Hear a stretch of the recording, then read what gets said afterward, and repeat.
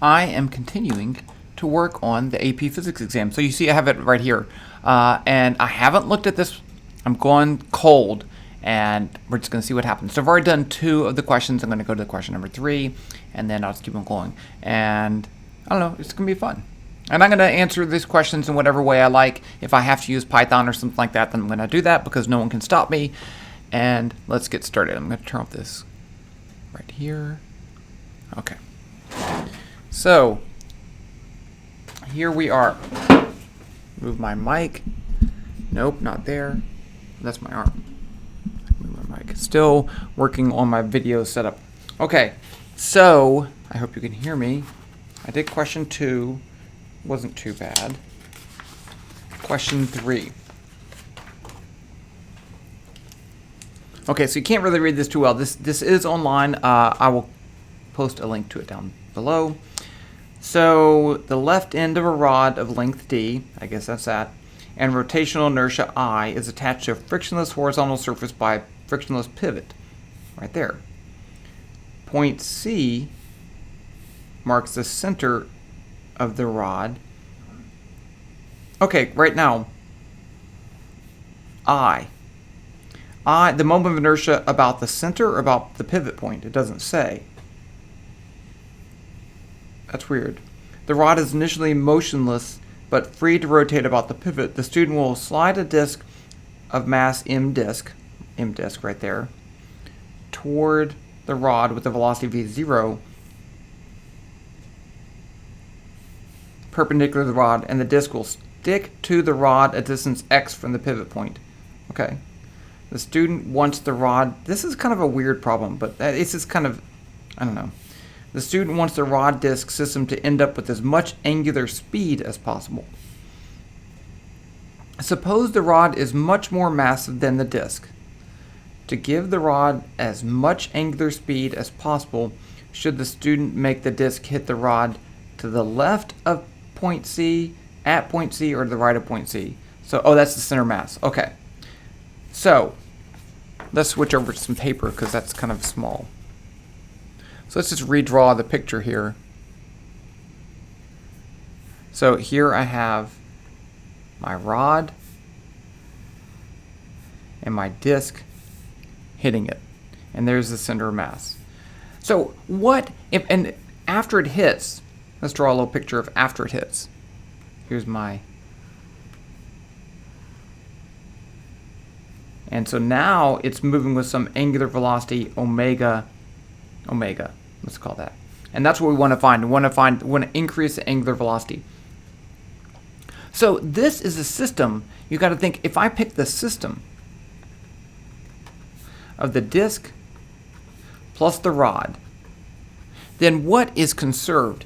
For this system, the net torque, which is a vector, is 0. Because I assume we're looking at this from the top. The pivot point is a frictionless pivot point, and it's not going to exert torque, and the ground and the gravity are in the vertical direction, so they're not going to exert a torque. So if the net torque is 0, then delta L vector is 0. The change in angular momentum is 0, because this is from the angular momentum principle, which says torque net is delta L delta T. So if delta L is 0, that means L, and this angular momentum is going to be in the z direction.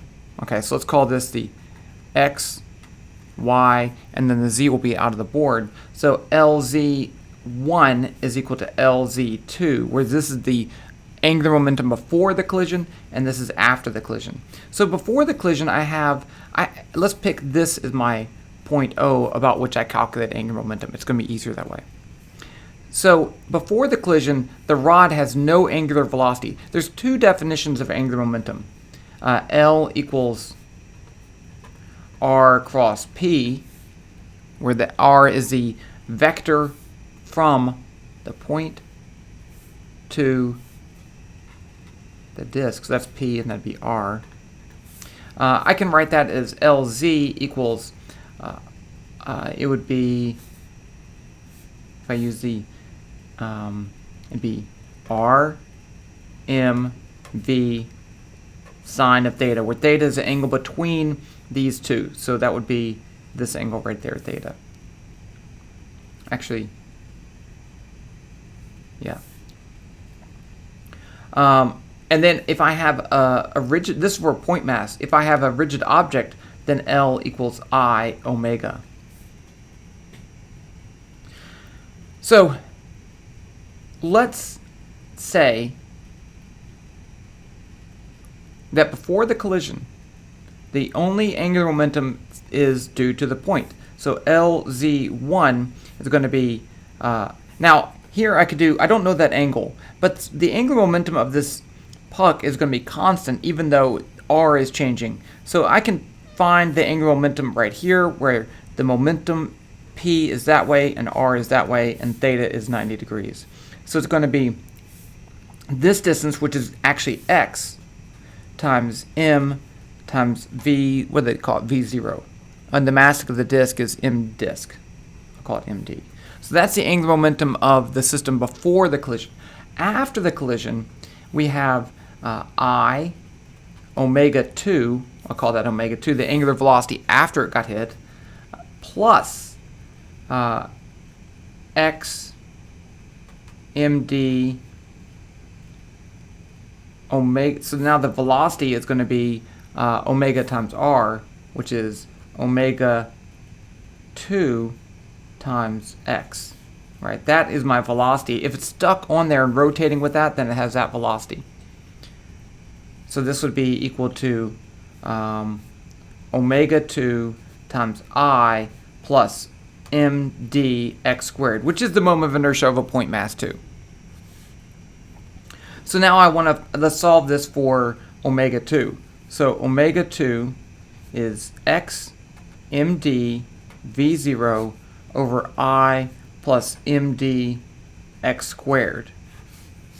So you see here that as I increase x, this increases, but this part decreases.